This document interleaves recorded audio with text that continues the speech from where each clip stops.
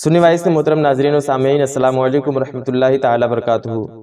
ناظرین، پچھلے ویڈیو میں ہم نے آپ کو بتایا تھا کہ کن چیزوں سے روزہ ٹوٹ جاتا ہے، اور آج کی ویڈیو میں ہم آپ کو انشاءاللہ بتائیں گے وہ چیزیں جن سے روزہ نہیں ٹوٹتا۔ ناظرین، چلے ویڈیو شروع کریں۔ اس سے پہلے ایک چھوٹی سی آپ سے گزارش ہے کہ اگر آپ نے چینل کو سبسکرائب نہیں کیا ہے تو سبسکرائب کریں اور بیل آئیکن کو ضرور پریس کریں، اور تاکہ آنے والی نوٹیفیکیشن آپ تک آسانی کے ساتھ پہنچتی رہے۔ ناظرین، اگر بھول کر کھایا پیا یا بیوی سے ہم بستری کیا تو بھول کر یہ ساری چیزیں کرنے سے روزہ نہیں ٹوٹتا، چاہے وہ روزہ فرض ہو چاہے نفل ہو۔ جیسا کہ حضرت سیدنا ابو ہریرہ رضی اللہ تعالیٰ عنہ سے مروی ہے کہ آقا دو جہاں صلی اللہ علیہ وسلم ارشاد فرماتے ہیں کہ جس روزے دار نے بھول کر کھایا پیا وہ اپنے روزہ کو پورا کرے کہ اسے اللہ نے کھلایا اور پلایا ہے۔ کسی روزہ دار کو کھاتے پیتے دیکھیں تو یاد دلانا واجب ہے۔ ہاں، اگر روزہ دار بہت کمزور لاغر ہو کہ یاد دلانے پر وہ کھانا چھوڑ دے گا، جس سے کمزوری اتنی بڑھ جائے گی کہ اس کے لیے روزہ رکھنا دشوار ہی ہو جائے گا، لہٰذا اس صورت میں یاد نہ دلانا بہتر ہے۔ روزے کی حالت میں اگر حلق میں غبار یا دھوئیں وغیرہ چلے جائیں تو اس کا کیا حکم ہے؟ روزہ دار ہونے کے باوجود بھی مکھی یا غبار یا دھواں حلق میں چلے جانے سے روزہ نہیں ٹوٹتا، چاہے غبار آٹے کا ہو جو چکی پیسنے یا آٹا چھاننے میں اڑتا ہے، یا غلہ کا غبار ہو، یا ہوا سے خاک اڑی، یا جانوروں کے کھر یا ٹاپ سے، تو ان چیزوں کے حلق میں جانے سے روزہ نہیں ٹوٹتا۔ اسی طرح بس یا کار کا دھواں یا ان سے غبار اڑ کر حلق میں پہنچا، اگرچہ روزہ دار ہونا یاد تھا لیکن روزہ نہیں ٹوٹے گا۔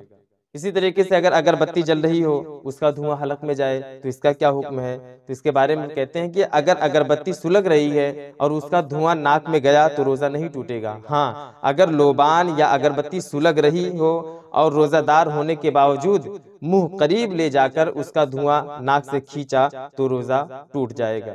سینگی، تیل اور سرما لگانے سے بھی روزہ ٹوٹتا ہے یا نہیں، اس کے بارے میں کیا حکم ہے وہ بھی سماعت کریں۔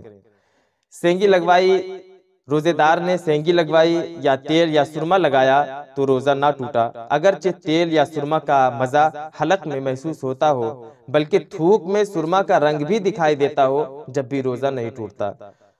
روزے دار نے غسل کیا اور پانی کی ٹھنڈک اندر محسوس ہوئی، جب بھی روزہ نہیں ٹوٹا۔ اسی طریقے سے روزے دار نے کلی کی اور پانی منہ سے نکال دیا، صرف کچھ تری منہ میں باقی رہ گئی تھی، تھوک کے ساتھ اسے نگل لیا تو اس سے بھی روزہ نہیں ٹوٹا، اور کسی نے دوا کوٹی اور حلق میں اس کا مزہ محسوس ہوا تو بھی روزہ نہیں ٹوٹا۔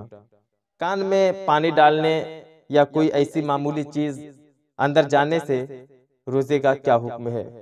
تو کان میں پانی چلا گیا جب بھی روزہ نہیں ٹوٹا، بلکہ خود پانی ڈالا جب بھی نہ ٹوٹے گا۔ تنکے سے کان کھجایا اور اس پر کان کا میل لگ گیا، پھر میل لگا ہوا تنکا کان میں ڈالا، اگرچہ چند بار ایسا کیا ہو، جب بھی روزہ نہ ٹوٹا۔ دانت یا منہ میں معمولی سی چیز رہ گئی کہ لعاب یعنی تھوک کے ساتھ خود ہی اتر جائے اور وہ اتر گئی تو بھی روزہ نہیں ٹوٹا۔ ناظرین، اگر کسی نے روزے کی حالت میں غیبت کی تو اس کا کیا حکم ہے؟ تو یہ سمجھ لیں کہ غیبت یہ گناہ کبیرہ ہے، لیکن اس کا روزے پر کوئی اثر نہیں پڑتا، اس سے روزہ نہیں ٹوٹتا۔